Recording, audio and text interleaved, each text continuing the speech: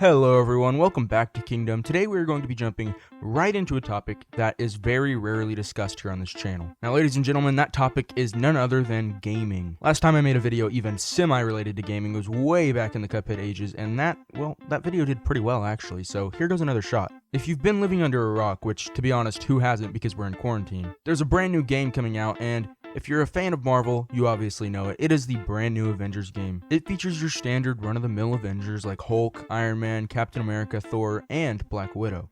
And eventually, Hawkeye is future DLC. Now the game actually came out for PS4 way earlier than last Friday, but since I am an Xbox gamer, I was just able to access the game's beta. And that's what I want you to keep in mind as we go through this video. It is the beta, and only the beta. The full game comes out on September 4th, so that's only about 2.5 weeks away. Now, usually I'd be very, very excited for this, like butterflies in the stomach, sitting down on the couch about to open the game, super excited. But there are some major issues that I just don't think can be changed within 2 weeks. Now, that's not to say that the game is completely broken. I mean, it is still playable, but there are lots of minor details that start to really add up as you go along. For example, with each character's health bar, it's very, very hard to see. Now, you would think it wouldn't be because it's right in the top and right in the middle of the screen. And yes, I know I'm complaining about a simple thing about a health bar not being very visible, but let's go ahead and take a look at Halo 5's health bar, a very simple, different game. Okay, so let's look at the shape, okay? It is not just your regular little square or rectangle. It is a totally different shape. It's not even a real shape. You can't just name it as one type of shape. It's a polygon. It's not a shape with a name. It's something unique and it's something different. And the color is great. It is a light pale blue. It's something different, not just a standard color. It's not your regular blue. It's not your regular white. It is a different color that kind of catches the eye. And as you start to die, or as your health starts to go down, you start flashing red, and so does your health bar to warn you that you are about to die. But on Avengers, with the health bar, we get a small little thin rectangle, and the color of it is so generic. It is regular white.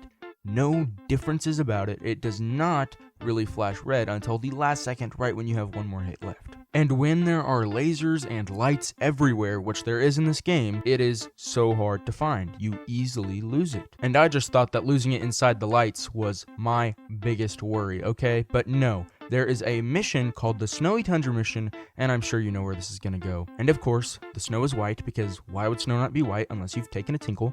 But it is actually lost every single place you go, especially as the action starts to ramp up with lasers, lights, snow, people attacking you. It just gets way too confusing, there's way too much stuff going on, and you are not able to tell if you're going to die. And this is a big deal inside a video game. You've got to be able to manage your health. So overall, the Snowy Tundra mission is just an awful place for this issue. But while we're on the Snowy Tundra mission, I want to go ahead and talk about it just a little bit more. This single mission broke the trance that I was in and immediately made me realize how much this game is at a loss of direction. And I mean this in both ways. I mean, literally, the game is already confusing enough to generic players who don't understand why half of the story is cut out from the beta. And to make matters even worse, they try and make this game feel less familiar by doing things that are totally unnecessary. For example, where is Fortnite's minimap located on the screen?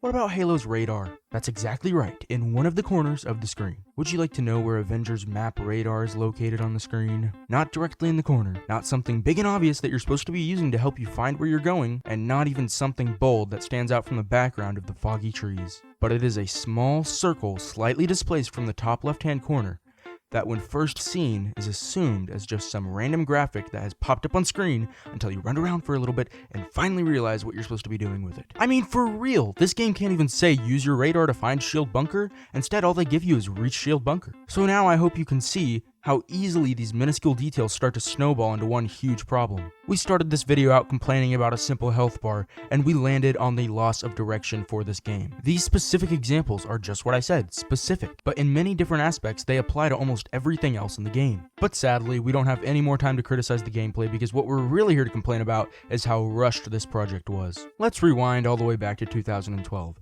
I'm sure you guys remember this small movie that I'm predictably going to say, right? And yes, you would be totally correct if you thought I was going to say the Blue Lagoon reboot. Oh, wait, hang on. Wait, no, I'm not. Oh, never mind. I meant to say the Avengers, sorry.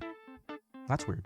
How did that get in the script? Anyhow, the Avengers came out in 2012, and it was really stinking successful. You want to know how they made it so successful? And you better not say Tom Hiddleston. It's because they built it up from Iron Man to Thor, then to Captain America. They established this team called the Avengers before they even ever came together. Now let's look at the numbers so I can show you how successful they really were. They made $318 million with Iron Man and $312 million with the sequel, and they made $181 million with Thor and $176 million with Captain America. Then let's pile on what Avengers made, that being $623 million. Then you have yourself $1,610 million, all in a single stack of cash made over the process of only 4 years. That is impressive. And you know what had this much potential? A Marvel game universe. Sure, when you consider it's going to be shortened to MGU, it makes it slightly less appealing, but I don't think any of it would matter considering all the money they'd be drowning in. Spider-Man PS4 has been projected to have made $500 million up until this very moment. Of course, we could know the exact amount, but since Sony is Sony,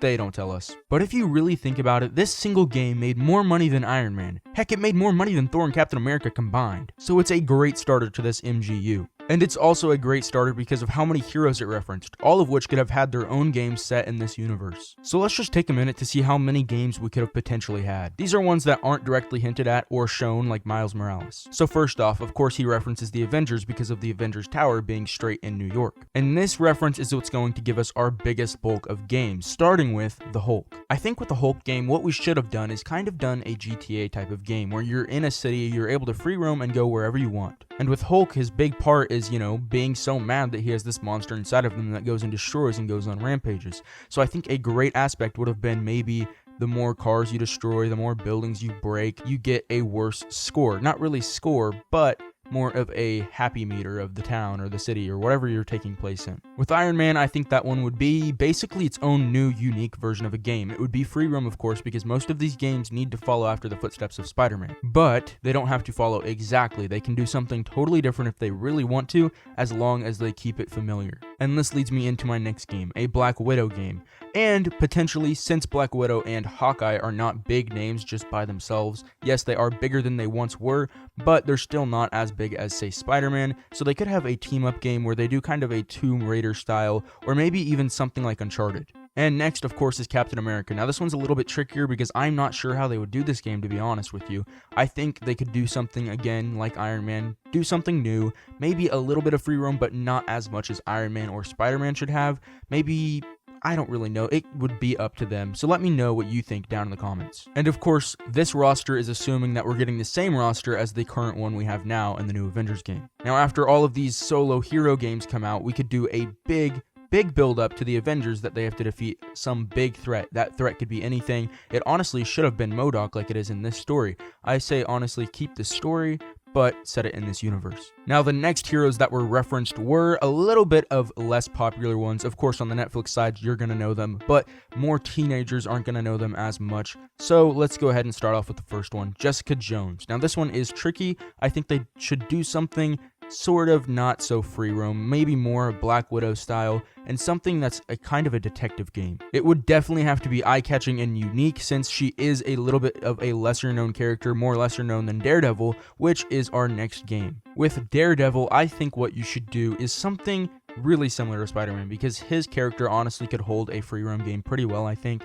So go ahead, do what you want there, and I think definitely have more free options because he is a character that roams the city. Now, with Iron Fist, I think it should start off in New York for the story, and then it should transition over to where he trains, and then basically go into that entire aspect of him training and find a good game mechanic that can go along with him becoming this character who learns sort of magic type of fist powers. Now, after all these games are said and done, we need to have a Defenders build-up game, much like the Avengers build-up game. Okay, this game could easily introduce Luke Cage as a fourth member, and this could be his debut game instead of getting a solo game. So there is a big another build-up game which is easily guaranteed to make money. More money than at least Daredevil, Iron Fist, and Jessica Jones would make alone. Our final two heroes are pretty popular heroes in the MCU, so I really believe that they're going to be able to hold their own title and probably sell pretty well, especially Black Panther. He is the first one, and I think his game could be taking place in Wakanda, obviously, where you have to basically learn to rule this nation while balancing superhero life. I think the game this mostly could be related to is something like Assassin's Creed. You would have to make choices and keep everybody happy. You would be able to talk to people and basically go out and fight for people, take quests, and do all this different stuff as the Black Panther. The next hero is Doctor Strange. Now, he could do a sort of magic type of game where you unlock these skill tree of powers of magic like you did in Spider-Man, and then you basically just go from there with whatever story you want.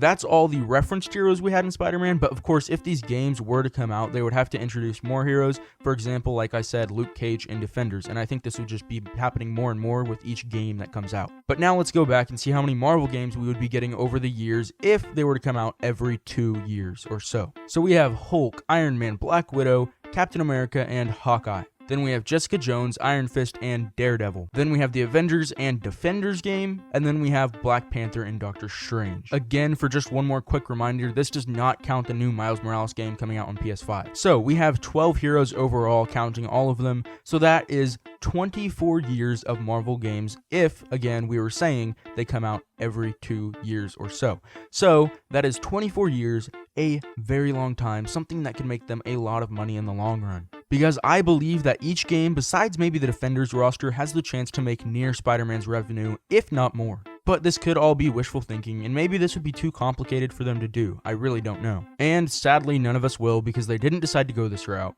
But there is one thing I do know, and I'm not ashamed to admit. Sure, it's sad, but it has to be said. This Avengers game is something that many of us have been waiting for since childhood. It would be something that, as a kid, you would think about and fully conceptualize, or just imagine all the possibilities that came with it. Or maybe this isn't something that you did as a kid, because I don't personally know you, so I don't know if you did.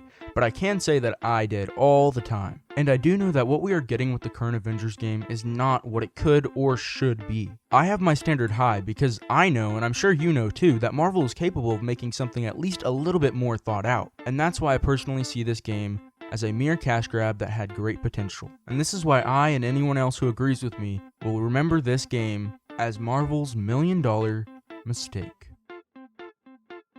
Thank you so much for tuning into this video this week. It was very fun to make. It made me really sad just to criticize this game that I've been waiting for forever. So hopefully you agreed with me, or maybe even saw my perspective and understood what I was saying. And if you have any disagreements or anything, do it in the comments, but make sure you are polite and don't be mean. Other than that, that is all I have for this video, so thank you so much for watching.